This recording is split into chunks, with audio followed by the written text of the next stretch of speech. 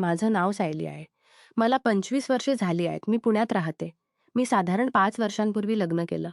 माझ्यासोबत 4 वर्षांचा एक मुलगा आहे. लग्नापूर्वी मी माझ्या नवऱ्याला खूप प्रेम करायचे. पण लग्नानंतर जीवनाची जबाबदारी आणि काळजी वाढली. आमच्यातले प्रेम हळूहळू कमी होऊ लागलं. आणि माझा नवरा अमित याला मला किंवा मुलाला वेळ देण्यासाठी वेळच नसतो. अमित एका कंपनीत इमारती आणि कंपन्यांसाठी लिफ्ट बसवण्याचं काम करतो. तो आठवड्याचे सगळे दिवस कामाला जातो. रविवारी सुट्टी असते. सकाळी 6 वाजता निघतो आणि रात्री 8 किंवा 9 वाजता घरी येतो. कधी-कधी कंपनी त्याला रविवारीही बोलावते. खरं सांगायचं तर मी आता घरात त्याच्या अस्तित्वाची जाणीवही करत नाही. तो खूप चांगला माणूस आहे, पण मला वाटतं की मी नातेवाईकासोबत राहत आहे, नवऱ्यासोबत नाही. माझी कहाणी सुरू झाली जेव्हा मी इंटरनेटवर एक जाहिरात पाहिली. मुलांसाठी पोहण्याचं प्रशिक्षण देणारी अकादमी. मला हा विषय खूप आवडला, कारण मी मुलाला लहानपणापासून पोहायला शिकवायचं होतं. मी अकादमीचा मोबाईल नंबर लिहून ठेवला आणि विचार केला की नवरा आल्यावर त्याला सांगेन आणि त्याचं मत जाणून घेईन. जेव्हा तो कामावरून आला आणि आम्ही जेवलो, मी त्याला सांगितलं की मला मुलाला पोहायला शिकवायचं आहे आणि अशी अकादमी आहे जिथे मुलांना प्रशिक्षण देतात. त्याने फी विचारली. मी सांगितली ती जास्त नव्हती, म्हणून तो म्हणाला ठीक आहे, काही हरकत नाही. दुसऱ्या दिवशी मी अकादमीला फोन केला. त्यांनी सांगितलं की नोंदणीसाठी स्वतः यावं लागेल. 2 दिवसांनी मी फी घेऊन गेले. प्रशिक्षण एका मोठ्या क्लबमध्ये होत होतं. घरापासून गाडीने सुमारे 15-20 मिनिटं लागत. मी क्लबमध्ये गेले, पोहण्याच्या तलावाकडे गेले आणि नोंदणी केली. दिवस रविवार आणि बुधवार सकाळी 9 ते दुपारी 3. मी त्या दिवशी गुरुवारी गेले होते, म्हणून पहिला क्लास येत्या रविवारी होता. घरी आले. नवरा कामावरून आला. मी त्याला सांगितलं की मी आज गेले आणि प्रशिक्षणाच्या वेळा रविवार आणि बुधवार आहेत. तो म्हणाला माफ कर, कामात खूप समस्या आहेत, मी त्याबद्दल विचार करत होतो. मी म्हणाले ठीक आहे, काही हरकत नाही. खरं तर त्याच्या कामातल्या समस्या काही नव्हत्या. हीच त्याची सवय झाली होती. रविवारी मी मुलाला घेऊन गेले. तलावाजवळ बऱ्याच आई मुलांसोबत बसलेल्या होत्या. वयाचा 25-26. त्याच्या हातात कागद होता. त्याने मुलांची नावं घेतली. त्याच्या हातात कागद होता. तो प्रशिक्षक म्हणाला, हा लहान मुलाचं नाव घेतलं. मी मुलाला रांगेत नाही का? मी हो म्हणाले. तो म्हणाला, पुढच्या वेळी तो स्वतः येईल. मी हो म्हणाले. तो थोडा कठोर वाटला आणि मी मुलाबद्दल घाबरले होते. मी त्यांना प्रशिक्षण देताना पाहत बसले, पण चिंता वाटत होती. प्रशिक्षण संपल्यावर मी प्रशिक्षकाला म्हणाले, मला काही सांगायचं आहे. तो म्हणाला सांगा. मी म्हणाले, मी मुलाबद्दल खूप घाबरते. तो म्हणाला घाबरू नका. आज पहिल्यांदा आलात म्हणून. पुढे सवय होईल. मी म्हणाले कृपया त्याची काळजी घ्या. तो म्हणाला काळजी करू नका. मी आनंदाने घरी आले की त्याने आश्वासन दिलं की तो मुलाची काळजी घेईल. नंतर मी नियमित जाऊ लागले. प्रशिक्षक मुलाशी चांगलं वागत असे. प्रत्येक वेळी मी विचारायचे मुलगा आज कसा होता. तो कधीच कमी पडला नाही. पण महिना संपायच्या आधी तो म्हणाला, हा माझा शेवटचा महिना आहे. मी नक्की का मला एवढा चांगला प्रशिक्षक सापडला जो मुलाची काळजी घेतो. तो म्हणाला, मी दुसऱ्या क्लबमध्ये जाणार आहे. तुम्हाला तिथे यायचं असेल तर ठीक, पण इथल्या व्यवस्थापनाला सांगू नका. मी म्हणाले ठीक. त्याने माझा नंबर मागितला. मी दिला नाव सायली. त्याने सेव्ह केलं. मीही त्याचा नंबर सेव्ह केला. मी वाट पाहत होते तो फोन करेल. पण त्याच्या व्हॉट्सॲप स्टेट्स रोमॅन्टिक आणि थोडे बेहद्द असत. मी फक्त पाहत असे, बोलत नसे. 5 दिवसांनी त्याने फोन केला. त्याने सांगितलं की 2 दिवसांनी नवीन ठिकाणी सुरू होणार.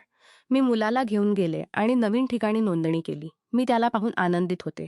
जरी तो सामान्य माणूस असला तरी हळूहळू मी त्याला पाहून खुश होऊ लागले. प्रत्येक दिवस त्याचे स्टेटस वाट पाहत असे.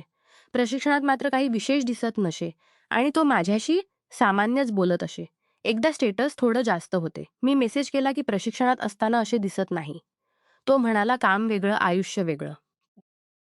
मी विचारलं तुम्ही लग्न केलंय का नाही?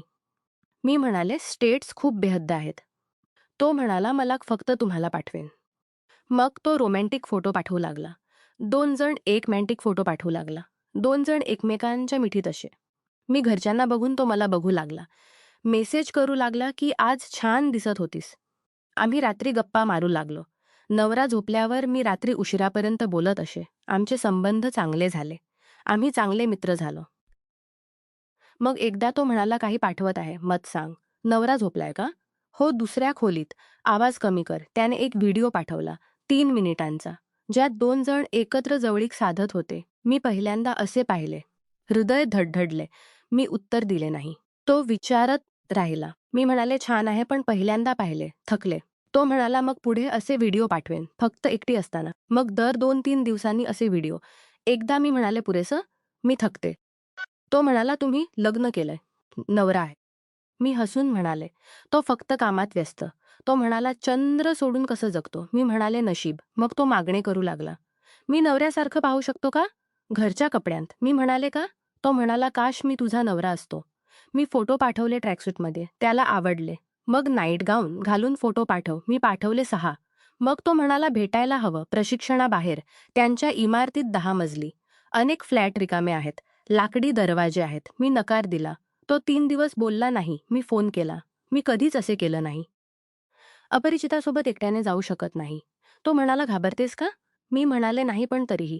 तो म्हणाला, "मी तुला हवी आहे का?" "हो, भीती." तो म्हणाला, "घाबरू नको. एका बाईचं नाव सांगतो.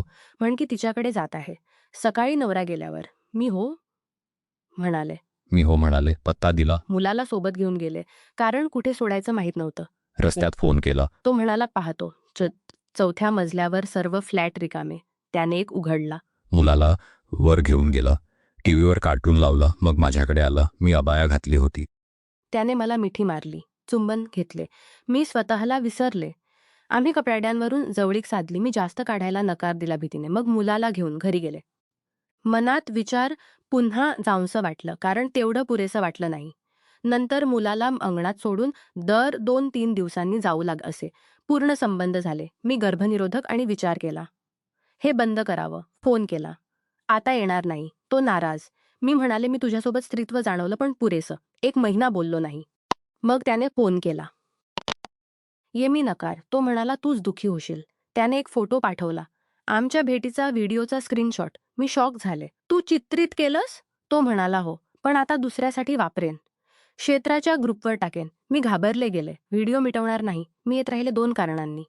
आवड आणि भीती. आजही मी त्याच्या मागण्यानुसार जाते. मला पश्चात्ताप होतो. हे सर्व नवऱ्याच्या दुर्लक्षामुळे झालं असं वाटतं. कोण जबाबदार? मी की तो? मी वेडा होते. कसं बाहेर पडावं? किती काळ हे चालेल? हळूहळू मला समजलं की मी चुकीच्या मार्गावर आहे. मी माझ्या मुलाची आणि कुटुंबाची प्रतिष्ठा धोक्यात घातली आहे. एक दिवस मी हिंमत जमवली आणि एका विश्वासू मैत्रिणीला सर्व सांगितलं. तिच्या मदतीने मी पोलिसांकडे तक्रार केली. ब्लॅकमेल आणि समशिवाय रेकॉर्डिंगसाठी पोलिसांनी चौकशी केली. त्याच्या फोनवर व्हिडिओ सापडला.